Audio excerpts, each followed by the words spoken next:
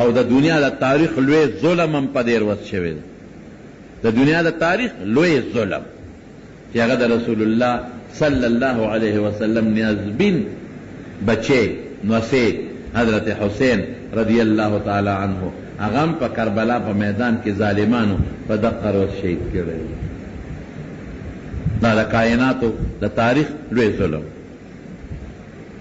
د خاندان نبوت بلا ماشومان یتیمانان پاتې شو او ښځې کونډې پاتې شوې او د پیغمبر علیه السلام د نبوت د خاندان شمع مړې کړلې.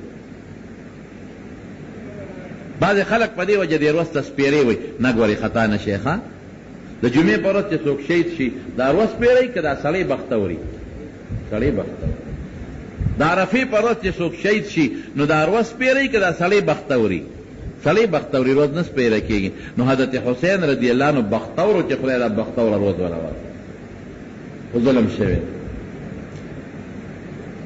پخوا به هم زمونږ وطن کې خلکو په دې شپه ماتم کو تورې جامې به چا چولې چا به د شپې هغه رواجونه مواجونه کول. شکر دې اوس خلک پوه شو هغه رواجونه ختم شو. ورځ بختوره وه ځکه هغه له خدای د لوی شهادت لوړه مرتبه په دې ورځ باندې ورکړه. نو د مارو دې ورځ باندې به روژه نیسئ یو ورځ مخکې موثره د خالي په ورځ شوره راځي ښه راتلونکې خالي. نو جمعه او خالي دوه ورځې به انشاءالله تاسو روژه نیسئ ښه خالي ورځ شوره ده که خالي ورځ. نو جمعه او خالي دوه ورځې به انشاءالله العزیز دا ستاسو روژه. او یو حدیث ته نبی علیہ السلام مبارک ته نبی علیہ السلام فرمائی من وسع على عياله في نفقته يوم عاشوراء وسع الله عليه سائر سنته. په دې ورځ به خپل بال بچ او خپل ښځې له فراخه روزي ورکوي چې چا په دې ورځ خپل بال بچ له فراخه روزي ورکړه الله به په ټول کال فراخي راولي. د دې حدیث راوي دی حضرت سفیان هغه وایي ما هم دقه حدیث باندې عمل وکړم د عاشورې په ورځ به مې بال بچ له فراخه روزي ورکړه نو الله زما روزي فراخه کړه. نو دا دوه خبرې د حدیثونه ثابت دي یو روژه او یو په دغه ورځ باندې بچوله که د روژې نو ته ماښام فراخه روزي ورکړه او چې کوم روژهدار نی هغې له د غرمې هم ورکړه د ماښام هم ورکړه. اسراف خو نه دی خو فراخه روزي تنګي پې مه راوله نو الله به در باندې فراخي راوړي. دا د دې ورځې متعلقه چې کوم بیان نو امې درته وکړو چې دا تاسو ته تازه شي او دا خلکو ته مرسوي زنانو ته مرسوي او دا الله نه به سوال کوو چې رب العالمین پې مونږ له د عمل توفیق هم راکړي. رب العالمین مونږ له د دغه رجوع د نیولو توفیق راکړي.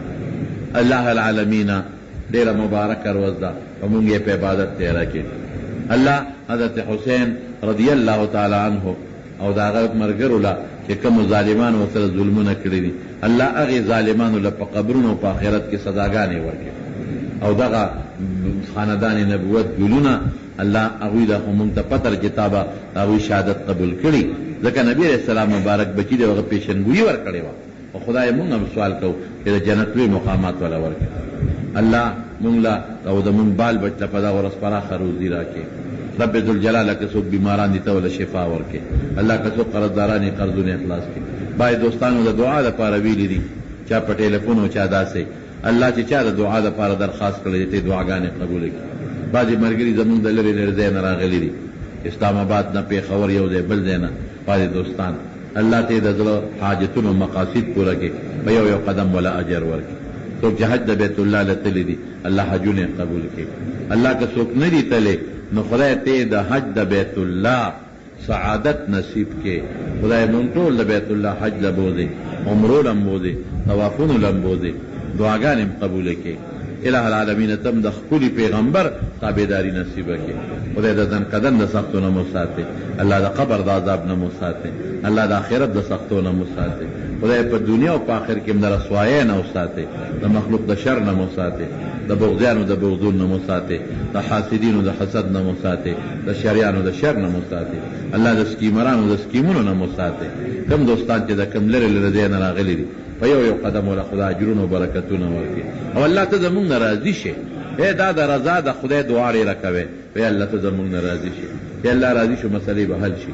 الله ته زمونږ راضي شي او زمونږ عبادتونه قبول کړي او بچیم صالحان لوی کې د لوفرو د جرنې وساتي.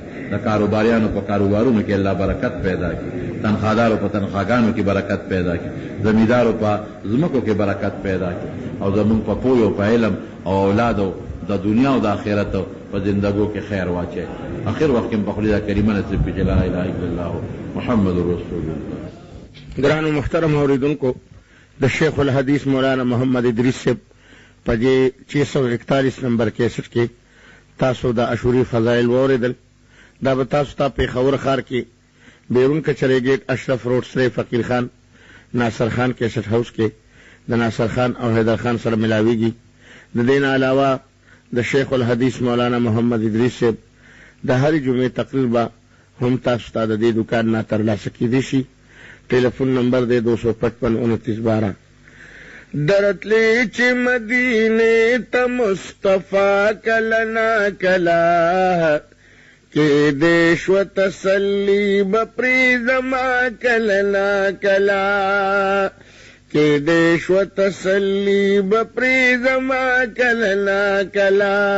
درتلی چې مدینه ته مصطفی کلنا کلا کې دیش و تسلی بپری زما کلنا کلا کې دیش و تسلی بپری زما کلنا کلا.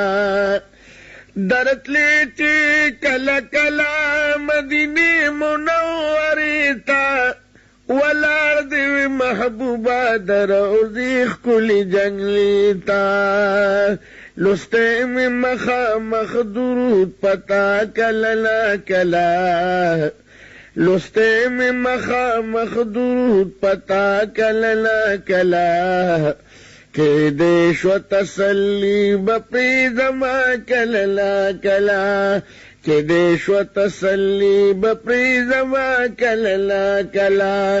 درتلی چې مدینه ته مصطفی کلنا کلا کہ دیش و تسلی بپری زما کلنا کلا کہ دیش و تسلی بپری زما کلنا کلا.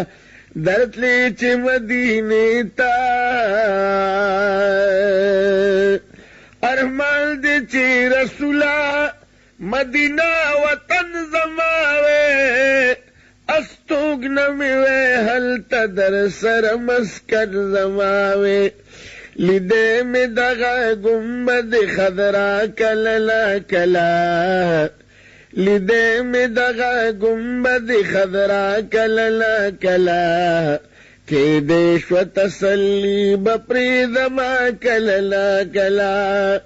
درتلی چې مدینه ته مصطفی کلنا کلا درتلی چې مدینه ته مصطفی کلنا کلا کہ دیش و تسلی بپری زما کلنا کلا کہ دیش و تسلی بپری زما کلنا کل. و درتلی چې مدینه ته آقا چې تا سره میں مدینہ کی سکونت وے خادم دے دا حرم وے کرے ما دغه خدمت وے جارو مستا دا درو مشغولا کلنا کلا جارو مستا دا درو مشغولا کلنا کلا کہ دیش و تسلی بپری زما کلنا کلا کہ دیش و تسلی بپری زما کلنا کلا. درتلی چې مدینه ته مصطفی کلنا کلا کہ دیش و تسلی بپری زما کلنا کلا کہ دیش و تسلی بپری زما کلنا کلا. درتلی چې مدینه ته شاہل دی غلامال دی لاس پنام در نظاریگی روان قافلی دی ہر طرف لدر چلیگی و روان قافلی دی ہر طرف لدر چلیگی کولې دا سفر ور سره ما کله کله کولې دا سفر ور سره ما کله کله کې دې شو تسلی بپری زما کله کله کې دې شو تسلی بپری زما کله کله ترتلی چې مدینه ته مصطفی کله کله کې دې شو تسلی بپری زما کله کله کې دې شو تسلی بپری زما کله کله سر ترخ پہ اب لخ پہ پا مدینہ کی گردی دلی کچکول دادی زی مستا حرم توینی ولے کچکول دادی زی مستا حرم توینی ولے سائل میرا کولے دی دلتا کللا کلا سائل میرا کولے دی دلتا کللا کلا کې دې شو تسلی بپری زما کله کله درتلی چې مدینه ته مصطفی کله کله درتلی چې مدینه ته مصطفی کله کله